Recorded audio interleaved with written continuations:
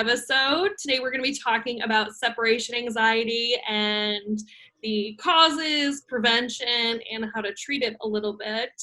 I'm Diane from the Bark Side, and with me here is Crystal. Hi, I'm Crystal. I'm from the Freckled Paw.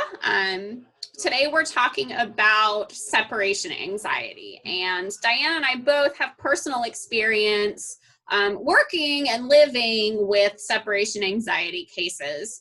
So with the quarantine orders and things, we thought it would be a good idea to talk about a little bit about what separation anxiety is and go into a little bit of treatment and prevention of separation anxiety, just so that you guys can be a little bit more prepared and set yourself up for success if you do find that you have adopted a dog with some separation anxiety, or if you have a pet at home that has developed some separation anxiety from this strange at home all the time lifestyle that we have been forced to deal with.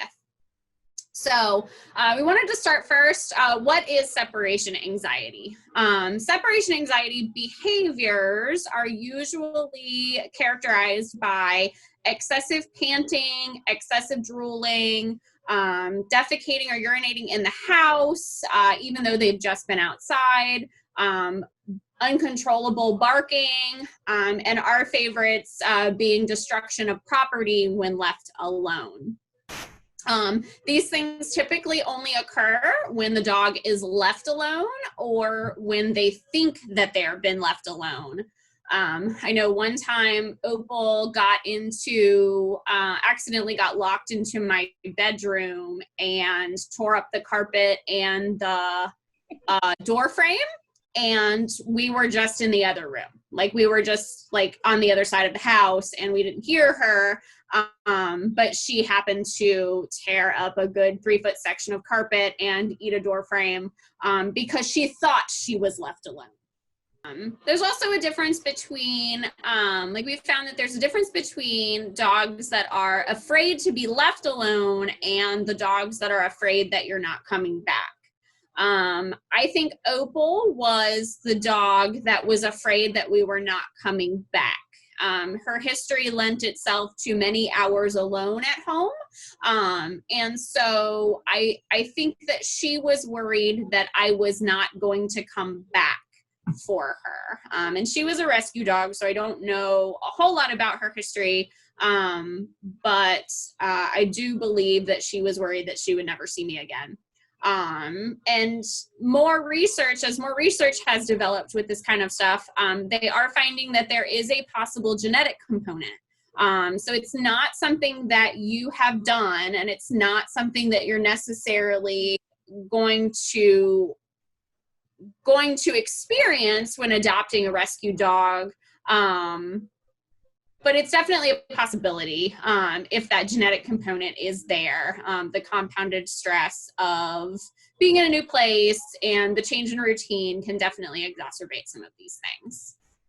And being genetic too, I mean, it can also happen with a dog you get from a breeder where they may not just used to being alone, right? A lot of breeders have multiple dogs in the house. This is nothing against breeders but a lot of dogs who come from that type of situation could be used to having lots of things going on and other animals.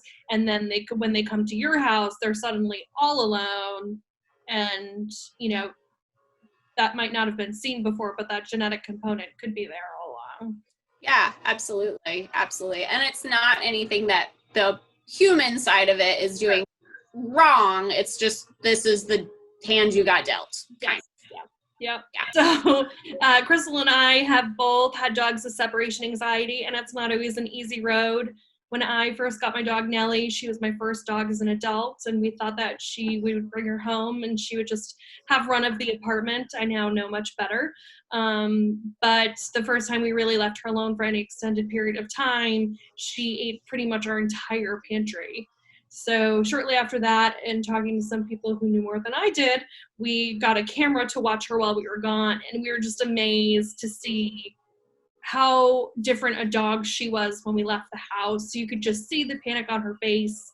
She was pacing back and forth. She was climbing on our glass coffee table and howling. Another problem with, living with dogs with separation anxiety is a lot of us live in apartments. At the time we were living in an apartment, and we were worried that our neighbors were going to start complaining about our dog every time we left the house.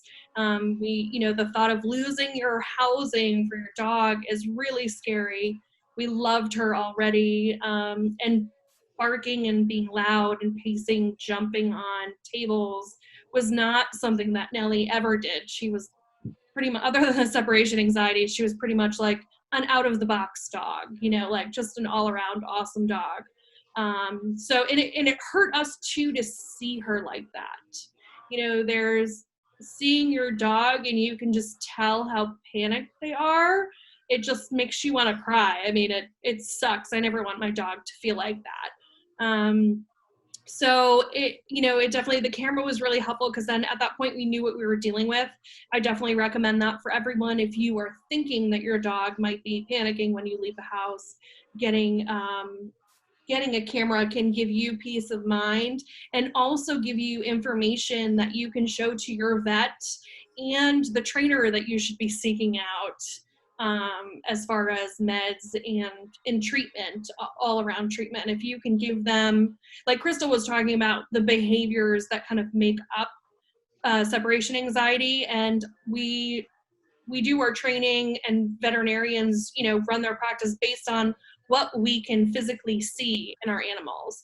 So instead of just going into your vet or going to a trainer and saying, my dog is really nervous, they panic when I leave the house, being able to show them the physical behaviors, the pacing back and forth, the panting, the howling, the barking, all of these things are really helpful for your trainer and your vet to see. We can tell about how long it is before they start having an issue after you leave. And it can be helpful with the treatment too, and knowing at what point we have to start off from. And dealing with separation anxiety can be really difficult to deal with. In the past, it's been, you can't leave them alone while they are not capable of being alone, which, if you're not home from work, can mean lots of doggy daycare, people coming over to be with them, and because they really cannot be left alone for their own safety and their own mental health, really. Mm-hmm. Yeah, Opal and I were going through separation anxiety in 2009 and 2010. So there was no medication options. There were no camera options. Really, the only camera options were set up a camcorder and look at the footage after you put it in a VHS after you've recorded it. I mean, that's what we were working with. And a newly graduated college student did not have a camcorder and did not have the money to purchase one. So Opal spent a lot of time with me. She spent a lot of time in the car with me. I ended up putting a remote start on my car, so those mornings when it was really hot or it was really cold, I could keep the car a little bit more temperature comfortable for her while I was sprinting through Target. And that was our life, because if she wasn't with me, she was eating my house. And since I didn't have a way to watch her, it was take the risk that she was going to eat my house, or just put her in the car and take her with me. And she went with me. Like, she ate the linoleum out of the foyer. She ate the door frame. And then when she couldn't get through the steel plated door, she ate the closet door. Searching for a way to get out of the house and searching for a way to get to the other side to look for me. I could not crate her. She could bust her way out of the wire crates. And she ate her way out of 3 airline crates. So the plastic, the big plastic ones that they use for shipping, she would get her teeth around the plastic and chew on the plastic until it either would rip or she would chew a hole in it and then get out through the hole that she chewed out of that plastic. And she did that 3 times. So having a dog that panics like that is not, it's not fun for the dog. And like you said, it's not fun knowing that your dog is going through that at any point. So it really is important that you recognize these signs and really seek out that help sooner rather than later. Now, Crystal, when you were going through that with Opal, you must have had some kind of a job where you were kind of doing things here and there, or what did you have to do when you went to work? Well, thankfully, it was when I was working at the animal hospital. So when I had to work in the mornings, she would go with me and she would sit in a kennel at the clinic while I was working, and then she would just go home with me. So that definitely helped us work through it a little bit better because I did have access to leaving her at the clinic with me. But there were those days that I knew that she couldn't, like around the holidays and stuff, when we were super busy, she couldn't come with me, because the kennel was full with, holiday patients and things, and she had to stay at home. So that lent itself to making sure that all her needs were met, making sure that she was tired and that she got all of her exercise, and really just praying that she didn't need anything. Yeah. Like, it was, opening the door every day and wondering, okay, what did you eat today? Was very much forefront of my brain every time I left the house without her. So. Yeah, it's funny, even now, Nellie will have a bad day here or there. And to be honest, I'm not sure if it's something where she heard something outside and she's panicking, but every once in a while she has a flare up. And I can tell as soon as I open my front door, she stays in our bedroom when we leave the house. And as soon as I open the door, I can tell by the sound of her barking. And I'm like, oh no, what did you do? What? It's just that tone, I can tell. And I feel bad for her, that's another thing too, if your dog is showing any of these things, it's really important not to punish them. They are not doing this on purpose. They're not doing it to spite you or because they're angry that you left them alone. It really is just complete terror and panic. Yeah. They are panicking. They are terrified for whatever reason. And there's no amount of punishing them that is going to fix anything. Yeah. So, the treatment for this is very, very slow and steady. It's very methodical. You've really got to take the time to really look at what your dog truly can and cannot handle and be ready to work through those triggers one at a time, work through your leaving process one time, until you even get to the point where you can actually walk the front door. And while you're working on all of this, like, this isn't something that you can do in an afternoon. Like, your dog really can't be left alone. They really can't, like, you have to have a contingency plan. They have to have a pet sitter come over. They have to be left with a friend.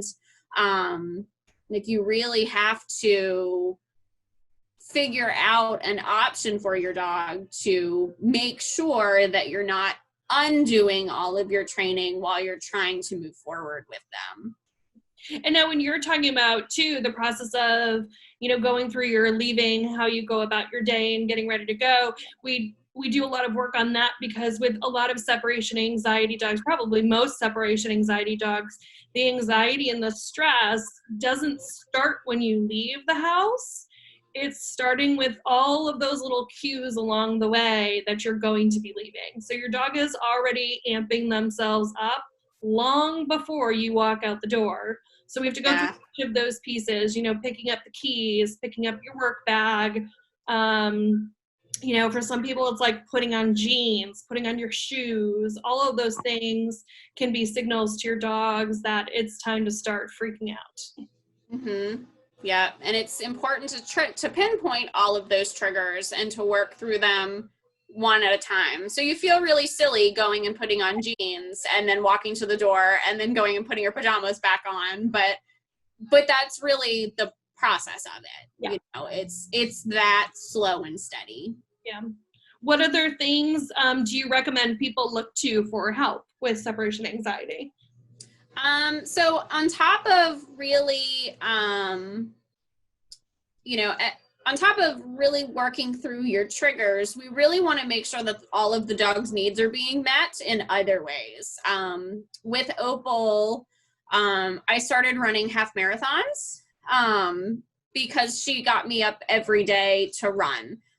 If we could have a good run, then there was a very good chance that she would not eat my house. So I, just to keep myself and her accountable, I started running, training for a half marathon, and I ran 3 of them. So like just to keep us in line, and she couldn't do the longer distances, and I had to do those on my own, but it kept me motivated to at least get up and get the 3-milers in the morning so that she wouldn't eat my house. So now we know a lot more about enrichment and making sure that, they're mentally tired as well as physically tired. So I'm not running any marathons or half. Yeah, I don't have to recommend that people start training for a half marathon anymore. So, but making sure that your dog's needs are being met, their exercise needs and their enrichment and training needs are being met, definitely help make the process move forward that much faster. Right. And then what about, I know sometimes you recommend medication and CBD oil. Is that something that you're talking to their vets about, the CBD oil? Is it something you can just start right off the bat? How does that work out? Yeah, so in some of my clients, now we have medications that will definitely help with this. When I was working with Opal in 2009, 2010, behavior medications were just coming on the market, and they were very, very new in the veterinary world. So they were not prescribed nearly as often as they probably should have been.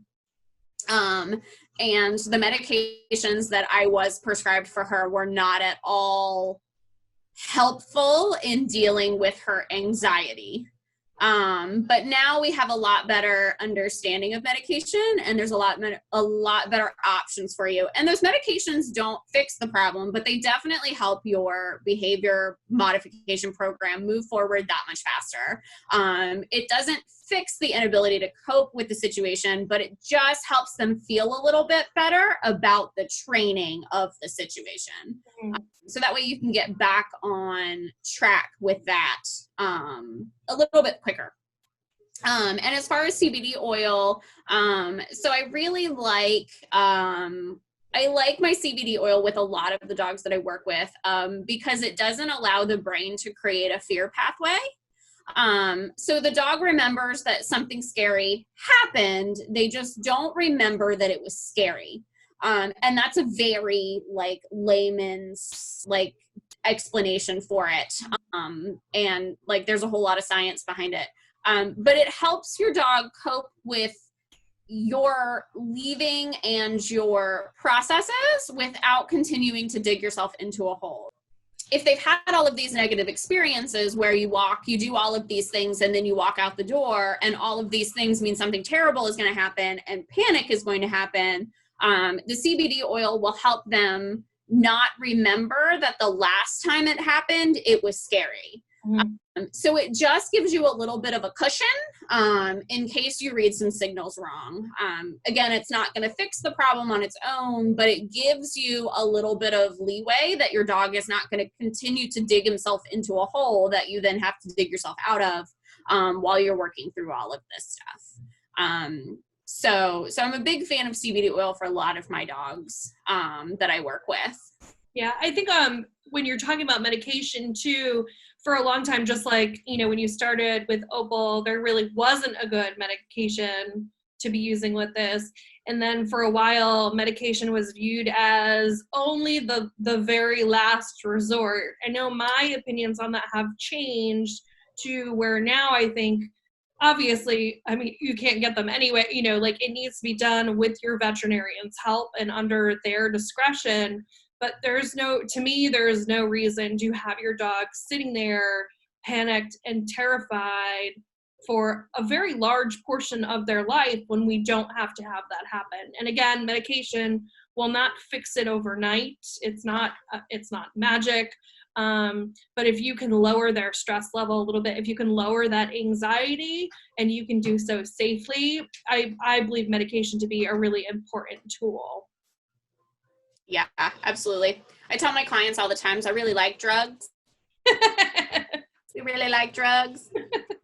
Yeah, I mean, and people laugh when I'm like, oh yeah, my dogs are both on Prozac, or like, but it's true. I mean, it's not Prozac, the name brand. They take the generic version. They're also very inexpensive, which is helpful. It's not, that's one of the less costly parts of treating separation anxiety is getting the meds on board and then starting to do your work through it all. But yeah, absolutely, has helped for both of my dogs. Yeah, absolutely. And it's really beneficial having a professional help you through this. It sounds really straightforward, but having somebody that's either worked this before or lived it can really give you a better understanding of if you're headed in the right direction. It sounds easy and it sounds straightforward, and it is. It's not a difficult plan to implement, but there's a lot of little nuances that a professional can really help you make sure that you're on the right track before you really dig yourself a hole, or before you're working on it for a couple of months and then realize you're not making any progress.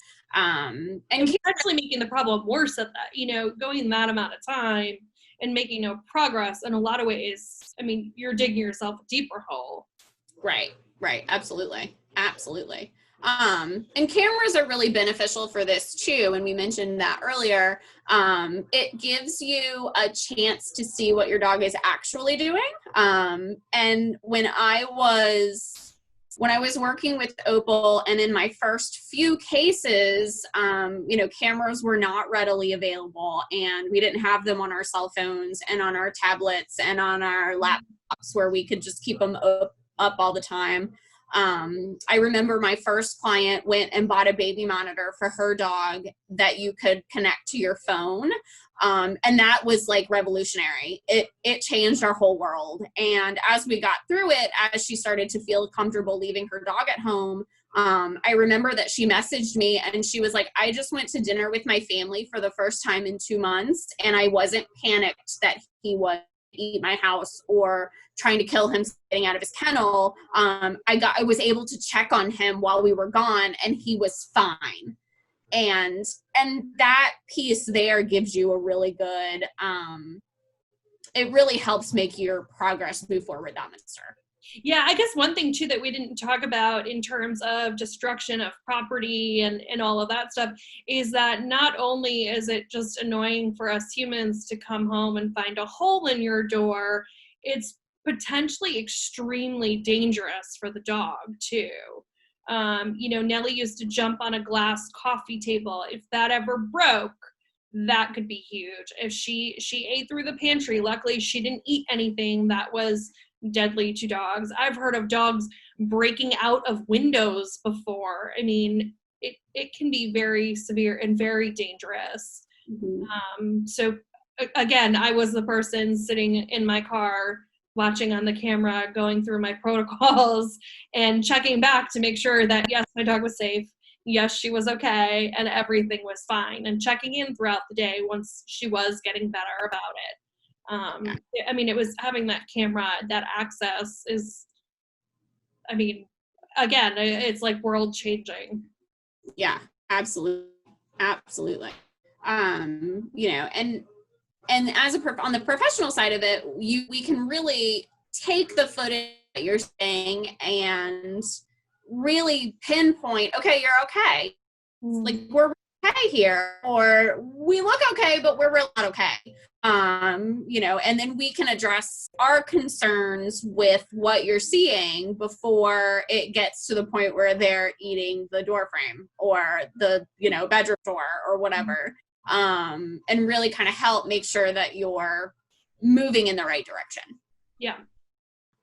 So right now, with everything going on with the COVID virus, it's actually a good time to, one, if you're already experiencing separation anxiety problems, to talk to a trainer and your veterinarian and start working through it. But also, if you've just gotten a puppy or adopted a dog, it's a good time to start working on leaving the house in small increments to make sure that you're not going to have a problem when you do go back to work full time. So doing little things like leaving them in a room alone for a little while. Of course, remember, it's always important to meet all of their needs first. You want to make sure that they've been out to the bathroom, they've had some exercise that day, they're not hungry, maybe they've had some enrichment toys and that kind of thing, and that you're setting them up for success. If you're leaving them in the kitchen with the trash wide open, I mean, you can just assume that they're going to get into it. So set them up for success, make sure that their needs have been met, and then start doing, these little tests, leaving them alone for a little bit longer each time. And you don't have to go far. Again, a lot of people are on more strict kind of lockdown. You can go out to your car and call grandma, or, do a work phone call. You could just go drive around the neighborhood with the windows down and get some fresh air for yourself, and then come back. But it is important to start doing these things, so that way if you are seeing signs of destruction or urinating or defecation when you leave the house, now is the time to work on it. Yeah, and with a lot of our lessons, like, we've moved to virtual lessons, and one of the things that I found with my separation anxiety cases was that the dogs absolutely know that if I am in your house, you're not actually leaving. And so it doesn't let us see the problems when we're in your house versus doing a call remotely. We can see you just like this, and your dog has no idea. And so then we can talk through everything that we need to talk through, and we can share videos and things like that. But we don't have to be in your house for you to have a successful training program. Yeah, when you show up as the treat lady trainer, they're pumped and ready to play all of the games and get some cookies. And they know, I mean, dogs are smart. They know their people aren't actually leaving. Yeah. They pick up very quickly that oh, this is just a fun game, and if I stand here and wag my tail at the door, y'all will be back in a minute. Yeah. And that might not be your reality. And so being able to do some virtual sessions like this really help us see your reality without changing it any at all. So that's all we have today for our separation anxiety episode. If you have any questions, please reach out to either one of us. If you have suggestions for other things you'd like to know more about, we are very interested to hear them. We want to make this a show that, you guys have input on, or if you just want to have a conversation, feel free to do that in the Facebook comments. Reach out to us. Again, I'm Diane from Barkside. My website is callbarkside.com. And on Instagram and Facebook, our handle is Barkside Training. And Crystal? And I'm Crystal from The Freckled Paw Dog Training. You can find our website at thefreckledpaw.com, and you can find us on Facebook and Instagram at The Freckled Paw as well. Thanks.